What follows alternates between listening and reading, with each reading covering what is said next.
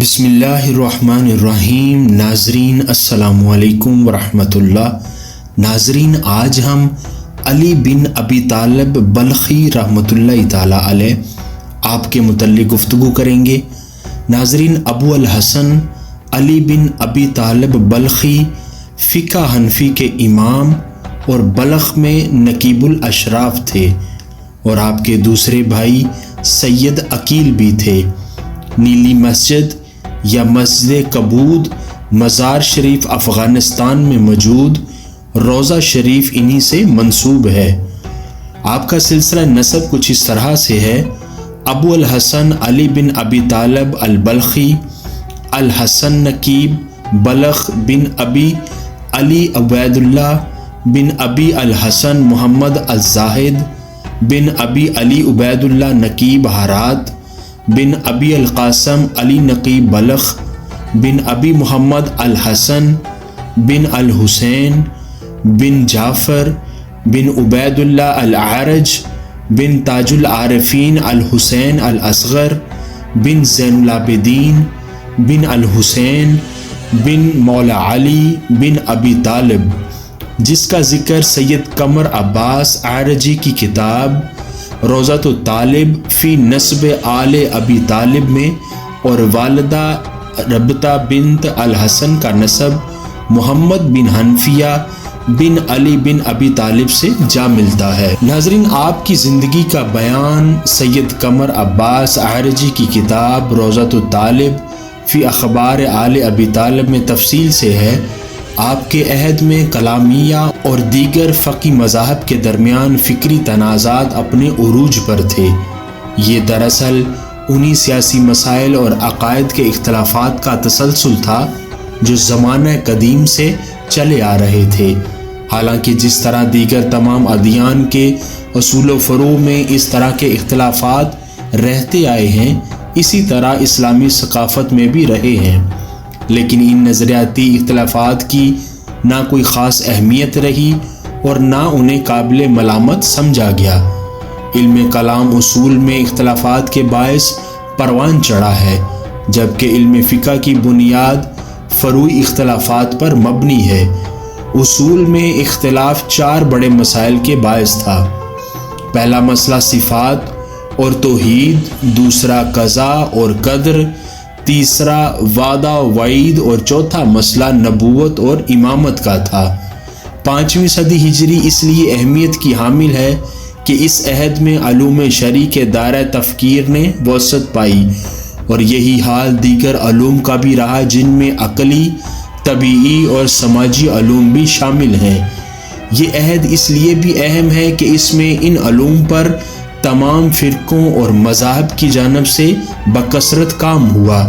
مندرجہ بالا حقائق کی روشنی میں پتہ چلتا ہے کہ علی بن ابی طالب بلخی کا عہد حیات خلافت عباسیہ کے تنزل کا دور تھا۔ مرکزی حکومت مختلف علاقائی حکومتوں میں بڑھ چکی تھی، اور یہ چھوٹی چھوٹی طاقتیں خلفاء کے انتخاب کے لیے آپس میں دست و گریباں تھیں، جس کے باعث ان میں اور خلیفہ وقت میں جنگی کیفیت پیدا ہو گئی تھی جو عام زندگی کے تمام شعبوں پر بری طرح اثر انداز تھی۔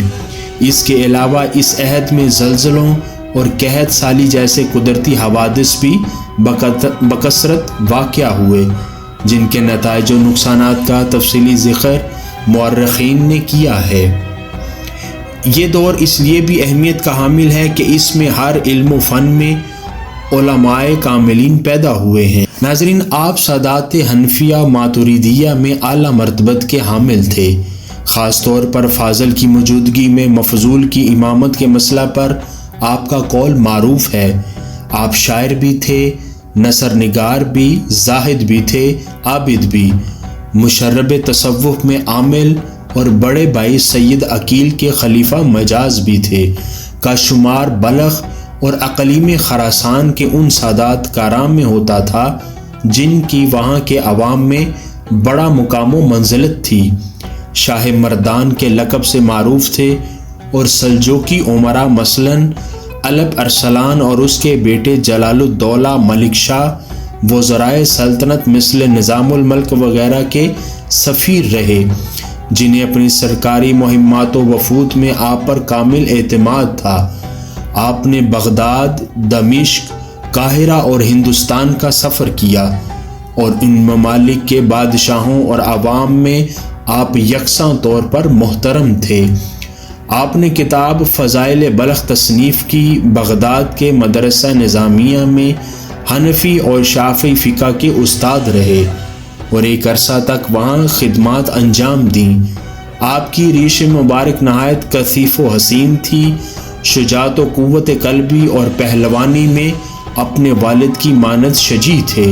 آپ خواجہ خیران نامی گاؤں میں بہت مشہور تھے، جو آج کل مزار شریف کے نام سے موسوم ہے اور خراسان میں بلخ سے چند میل کی دوری پر واقع ہے۔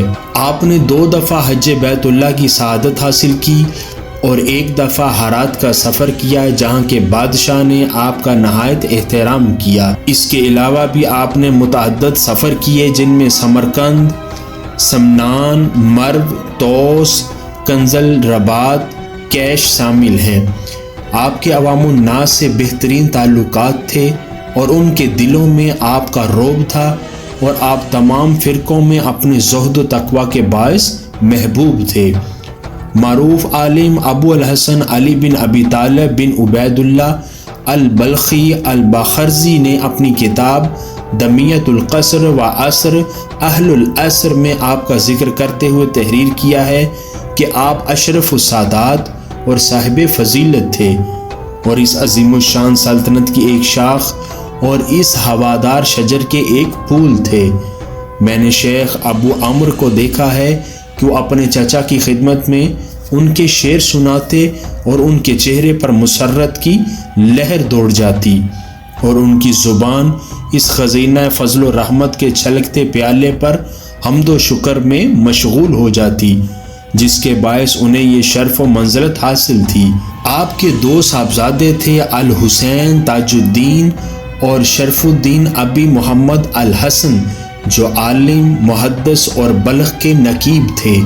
ان کی مشہور و معروف اولاد میں مندرجہ ذیل افراد شامل ہیں: الحسن ابی یعلا اور ابی الحسن، جو القاسم بن علی بن شرف الدین بن علی الفقیہ کے صاحبزادے تھے، علی نقیب تخارستان بن حسین تاج الدین بن علی بن ابی طالب، جن کی اولاد تخارستان میں باقی رہی، تاج الدین بن الحسن ابی یعلا بن القاسم مجاہدین بن علی ابی محمد المغفور بن شرف الدین الحسن بن علی بن ابی طالب نقیب بلخ، جنہوں نے مشرق اناضول کو ہجرت کی اور کرد کے قریب دیار بکر میں قیام کیا، جہاں ان کی اولاد آج بھی موجود ہے۔ ابی الحسن علی بن القاسم مجاہدین بن علی بن ابی محمد المغفور شرف الدین بن الامام علی بن الحسن ابی طالب بن عبید اللہ النقیب، جن کے پوتوں میں الشیخ محمد الحافظ بن عبداللہ القاضی بن علی بن محمد ابو الحسن بن جعفر بن احمد بن حسان بن احمد الحافظ بن یحییٰ بن جعفر بن محمد بن القاسم بن علی بن مجاہدین بن محمد بن ابی الحسن علی بن القاسم مجاہدین بن علی بن ابی محمد العالم المغفور شرف الدین الحسن بن علی بن ابی طالب بن عبید اللہ النقیب مشہور تھے۔ ناظرین، علی بن ابی طالب البلخی کی وفات سن 485 ہجری بمطابق 1092 عیسوی میں ہوئی اور آپ بلخ میں مدفون ہوئے۔ عام لوگوں کا خیال ہے کہ نیلی مسجد یا مسجد قبود، جس کا شمار آثار قدیمہ میں ہوتا ہے، اس میں حضرت امیر المومنین علی بن ابی طالب کرم اللہ وجہ الکریم کی مرکز ہے، لیکن تاریخی شواہد سے یہ ثابت ہوتا ہے کہ یہ دراصل حضرت علی بن ابی طالب البلخی کی مرکز ہے، جو اپنے عہد میں بلخ کے علوی سادات کے نقیب تھے۔ سلجوقی سلاطین نے سلطان سنجر سلجوقی کی پیشوائی میں فیصلہ کیا کہ حضرت علی بن ابی طالب البلخی کی قبر مبارک کے احترام میں، جو سلجوقی سلطنت کے سفیر تھے، نیلی مسجد کو اس کے اصل مقام پر دوبارہ تعمیر کیا جائے۔ بعد ازاں یہ مسجد چنگیز خان کے ہاتھوں سن 1220 کے حملہ کے دوران مسمار کر دی گئی۔ پھر سلطان حسین مرزا نے 15ویں صدی میں اس کی دوبارہ تعمیر کروائی۔